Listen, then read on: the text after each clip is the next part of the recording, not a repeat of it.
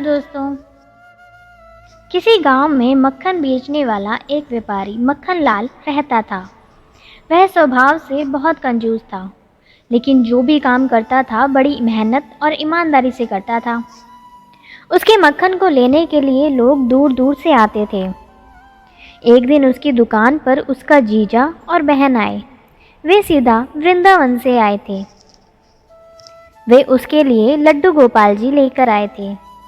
बोले, इनको घर पर लेकर जाना और इनकी प्राण प्रतिष्ठा के साथ पूजा करना। मक्खन लाल बहुत ही कंजूस प्रवृत्ति का था। वह सोचने लगा कि अगर घर लेकर जाऊंगा तो मेरी बीवी इस पर श्रृंगार और पूजा में खूब खर्च करेगी, इसलिए उसने कहा कि मैं इसको दुकान पर ही रखूंगा। उसकी बहन ने कहा कि तू सुबह जब दुकान पर आया करेगा तो लड्डू गोपाल को दुकान से ही थोड़ा सा मक्खन निकाल कर भोग लगा दिया कर। यह सुनकर मक्खन लाल थोड़ा सा हैरान हो गया कि अब इसके लिए भी मुझे मक्खन निकालना पड़ेगा, लेकिन फिर भी उसने अपनी बहन को हाँ कर दी। अगले दिन जब वह दुकान पर आया तो उसको याद था कि मक्खन का भोग लगाना है, लेकिन वह कहता है कि कोई बात नहीं, अभी कल ही तो इसको लाए हैं, मैं अभी 2 दिन बाद लगवाऊंगा। उसने कहा, गोपाला अभी तो तू खा कर आया होगा, मैं 2 दिन बाद तुझे भोग लगा दूंगा। ऐसा कहते कहते उसको 2 हफ्ते बीत गए, लेकिन वह कंजूस मक्खन लाल रोज ही आनाकानी करने लगा। एक दिन जब मक्खन लाल सुबह दुकान पर आया तो उसने देखा आधा मक्खन ही गायब है। वह सोचने लगा, ऐसा कैसे हो गया, माखन कम कैसे हो गया।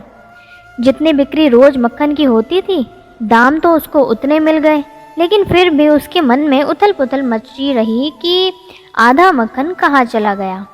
अब तो रोज का यही नियम हो गया, आधा मक्खन रोज गायब हो जाता। मक्खन लाल को बहुत चिंता हुई। वह सोचने लगा कि आज रात में दुकान पर ही रुकूंगा और देखूंगा कि मक्खन कौन लेकर जाता है। उस दिन वह दुकान पर ही रुक गया और आधी रात को देखता है कि एक बालक मक्खन के मटके के पास बैठकर दोनों हाथों से मक्खन खा रहा है। मक्खन लाल हैरान हो गया कि यह बालक कहाँ से आया, कौन इसको लेकर आया, इसके माँ बाबा कहाँ हैं, और ये दोनों हाथों से मक्खन खा रहा है जैसे इसी की दुकान हो। उसको बहुत गुस्सा आया। वह जाकर उस बालक को पकड़ता है और कहता है, अब नहीं छोड़ूंगा, पकड़ लिया, अब नहीं छोड़ूंगा। तो वह बालक दोनों हाथों से तब भी मक्खन खाता रहा।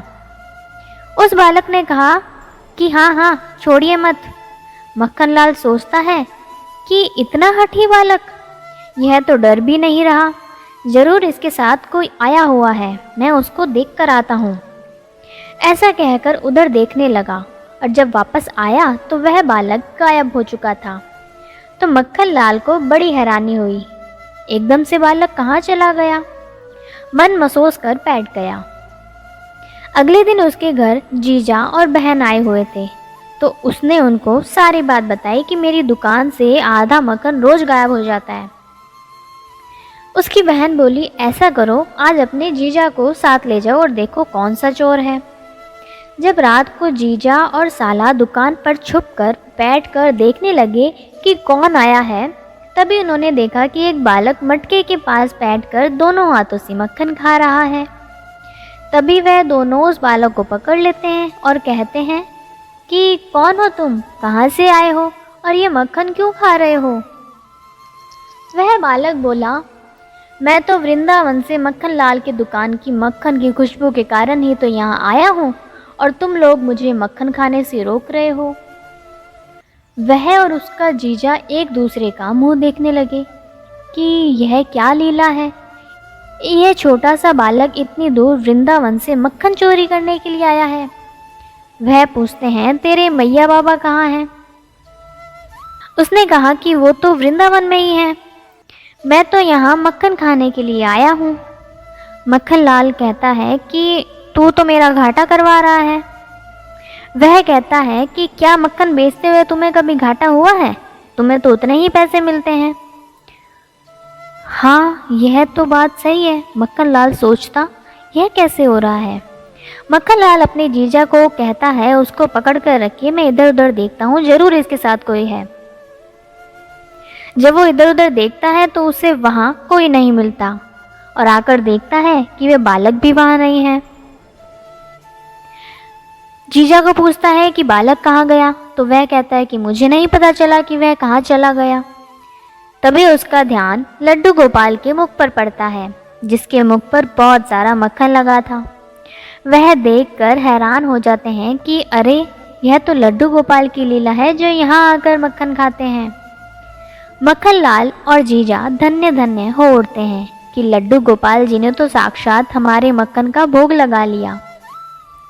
जीजा ने कहा कि मैंने तो तुम्हें कहा था कि इनको रोज एक कटोरी मक्खन का भोग लगा दिया करो, पर तुमने नहीं लगाया। देखो, वह अपना हिस्सा अपने आप ही ले लेते हैं। मक्खन लाल कहने लगा कि मुझसे गलती हो गई, मैं तो ऐसी लीला जानता ही नहीं था। अब तो मैं रोज इनको माखन का भोग लगा दिया करूँगा और रोज नियम से इनकी पूजा भी किया करूँगा। ऐसे हैं हमारे लड्डू गोपाल, जो उनको चाहिए वे प्यार से नहीं तो हक से भी ले लेते हैं। मक्खन लाल की ईमानदारी और मेहनत की कमाई थी। चाहे वह कंजूस था, लेकिन उसके मक्खन की खुशबू में मेहनत और ईमानदारी थी। इसलिए गोपाल जी वृंदावन से माखन खाने के लिए मक्खन लाल की दुकान पर खींचे चले आए। बोलिए लड्डू गोपाल की जय। कहानी अच्छी लगी तो लाइक बटन को दबाना ना भूलें। आपके साथ और सहयोग के लिए मैं आप सभी का दिल से धन्यवाद करती हूँ। फिर मिलेंगे दोस्तों एक नई कहानी के साथ। तब तक के लिए हंसते रहें, मुस्कुराते रहें, अपना ख्याल रखें और इसी तरह हमारे साथ जुड़े रहें। धन्यवाद। अगर आपको ये कहानी अच्छी लगी और इससे कुछ सीख मिली तो चैनल को सब्सक्राइब ज़रूर करें। आपका एक सब्सक्राइब हमें इसी तरह से नई नई कहानियाँ आपके लिए लाने के लिए प्रेरित करता है।